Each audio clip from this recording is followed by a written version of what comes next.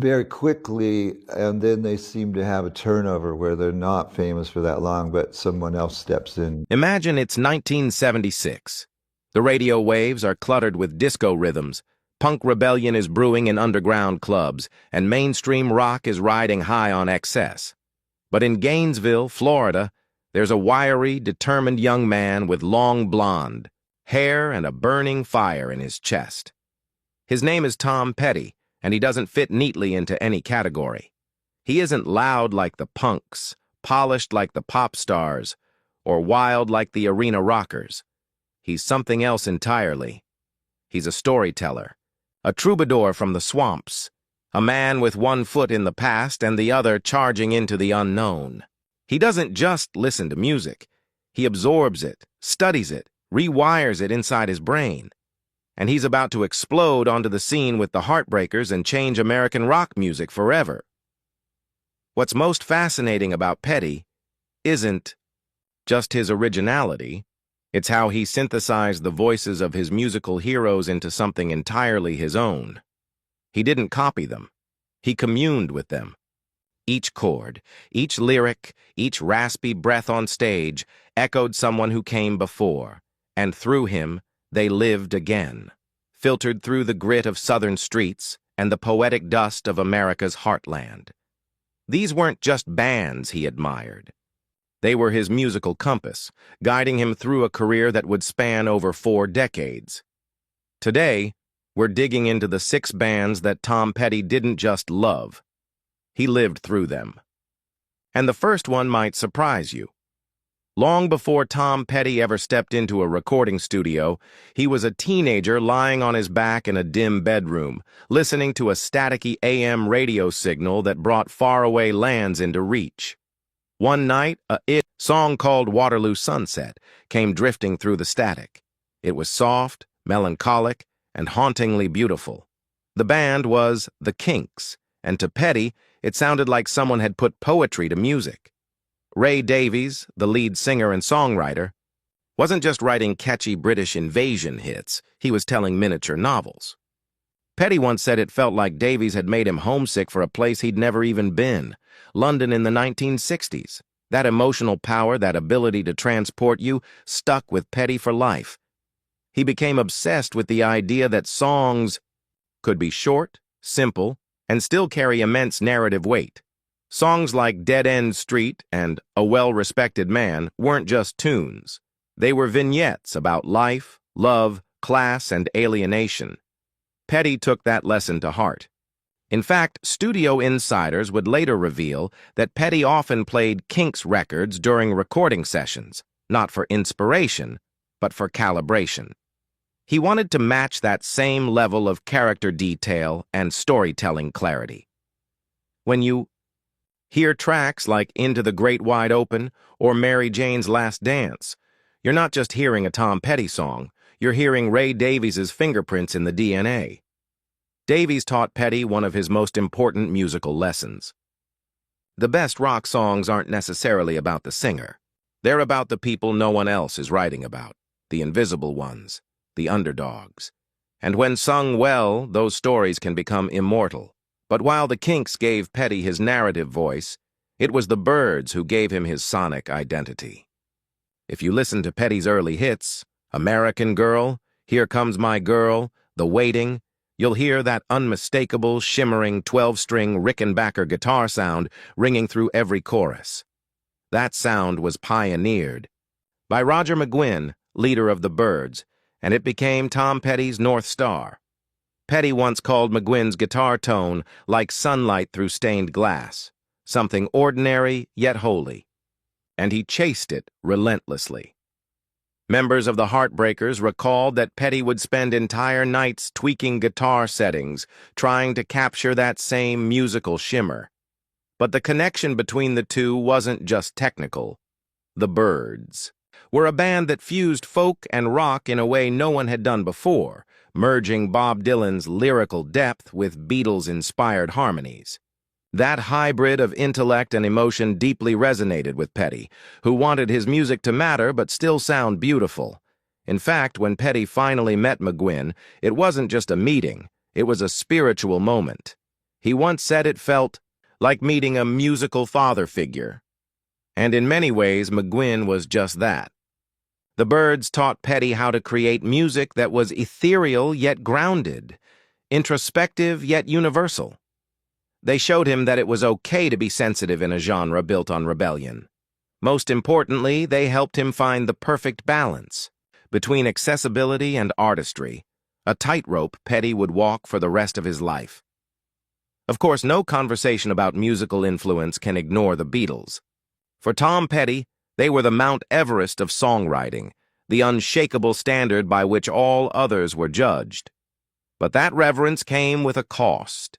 For years, Petty felt a deep sense of inferiority when comparing himself to Lennon and McCartney. How could anyone write songs that timeless, that instantly memorable, that revolutionary? The irony is, Petty's breakthrough came not from idolizing them, but from demystifying them. One day, he broke down a Beatles song and realized it was built on just 3 or 4 basic chords, structurally simple, emotionally devastating. That revelation cracked something open in him. He realized that greatness wasn't about complexity, it was about authenticity and intention. From that moment on, Petty stopped trying to outsmart his idols and started trying to connect with them. His approach to harmony, vocal layering, and production became increasingly influenced by the Beatles, especially George Martin's cinematic arrangements. On albums like Full Moon Fever, you can hear the Beatles' presence, not in imitation but in spirit. There's a kind of childlike wonder in the way Petty constructs melodies, paired with a grown man's sorrow and wisdom. That's pure Beatles alchemy.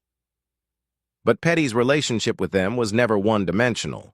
He measured himself against their legacy constantly, sometimes to his detriment. He once confessed that this internal pressure caused bouts of writer's block. He didn't want to write a hit, he wanted to write something eternal. And the Beatles made that look too easy. In truth, Petty never surpassed them. And he never had to. What he did instead was carry their ethos into a new American landscape, making it his own while tipping his hat to the legends who made him believe in music in the first place. And then there was Bob Dylan. Where the Beatles inspired perfection, Dylan inspired chaos, beautiful, poetic, defiant chaos. Dylan didn't sing about heartbreak in a traditional sense. He deconstructed it, layered it with metaphor, and delivered it in a voice that sounded like prophecy. Petty didn't just admire Dylan, he was dismantled by him. When he first heard "Blood on the Tracks," he reportedly told a bandmate, "I'm still learning how to write my own name." That kind of reverence speaks volumes. But it was their collaboration in the Traveling Wilburys that truly changed Petty forever. Dylan was spontaneous, often writing lyrics on the spot, while Petty was methodical, sketching songs for weeks before stepping into the studio. That contrast created creative friction, but also growth. Petty learned to loosen up, to let the song breathe, to allow imperfection to guide him toward something honest. Dylan didn't just influence Petty's songwriting, he influenced his entire philosophy on creation. Petty began to understand that a song didn't have to be tidy to be true. In his later works, you can hear Dylan's fingerprints all over. The place, in the use of mundane details to paint universal truths, in the stream of consciousness lyrics, in the gravel-toned delivery that sounds like it's been dragged across a lifetime of experience. Dylan shattered Petty's illusions and replaced them with something far more enduring, the belief that truth in art is found not in polish, but in presence. Then there's Neil Young, a name that brings with it a certain amount of reverence and fear. Petty once described Young as the guardian of artistic purity, and it's not hard to see why. Neil Young didn't care about charts. He didn't care about trends. He cared about truth. He'd release noisy guitar records when people wanted ballads. He'd defy labels, critics, even fans, because to him, the only real betrayal was selling out his own vision. That terrified Petty, but it also inspired him. Young taught Petty that longevity in music comes from risk, not repetition, from trusting your gut, not the market. That philosophy came to define some of Petty's boldest moments, including his decision to sue MCA Records in 1979 for trying to hike album prices. That was Neil Young's spirit in action, music as defiance. But the influence went deeper than business. Musically, Young's raw, unfiltered guitar solos and emotionally direct lyrics showed Petty how to bleed honestly into a song. He taught him restraint, that sometimes the quietest moments scream the loudest. In the way Petty played ballads, like Southern Accents, or stripped-down tracks like Insider, you can hear Young's ghost whispering through the silence. It's not always pretty, it's not always clean, but it's always real. And finally, we come to Elvis Presley, the king. If the others shaped Petty's mind, Elvis shaped his heart. As a child, Petty saw Elvis on the Ed Sullivan Show, and it was, in his words, like a religious experience. This was more than fandom, it was transformation. Elvis wasn't just performing. He was conjuring something ancient and electric. Petty didn't immediately understand it, but he felt it deep in his bones. It wasn't until years later that he realized what Elvis had given him, the belief that music could be magic, that you could change the world with a look, a voice, a 3-minute song. Petty never forgot that. His stage presence, cool, unhurried, confident, was an echo of Elvis. His nasal, conversational singing style bore the unmistakable signature of the king's phrasing. But the real influence was philosophical. Elvis taught Petty that it wasn't about perfect notes or deep lyrics. It was about connection. When Elvis sang, you believed him. And Petty carried that principle like scripture. He'd rather miss a note than miss the feeling. He understood, like Elvis did, that music is not a science. It's an emotional language. And that language, when spoken honestly, doesn't fade. So there you have it. 6 bands that weren't just on Petty's playlists. They were in his blood. The Kinks gave him stories. The Byrds gave him sound. The Beatles gave him ambition. Dylan gave him truth. Neil Young gave him courage. And Elvis Presley gave him belief. Together, they shaped one of the greatest American songwriters to ever plug in a guitar. But more than that, they remind us that no artist stands alone. We are all mosaics, pieces of those who moved us, haunted us, and saved us. In Tom Petty's case, those pieces formed a legacy that is both uniquely his and undeniably universal. And now, it's your turn. What surprised you most about Petty's influences? Can you hear them in his music now?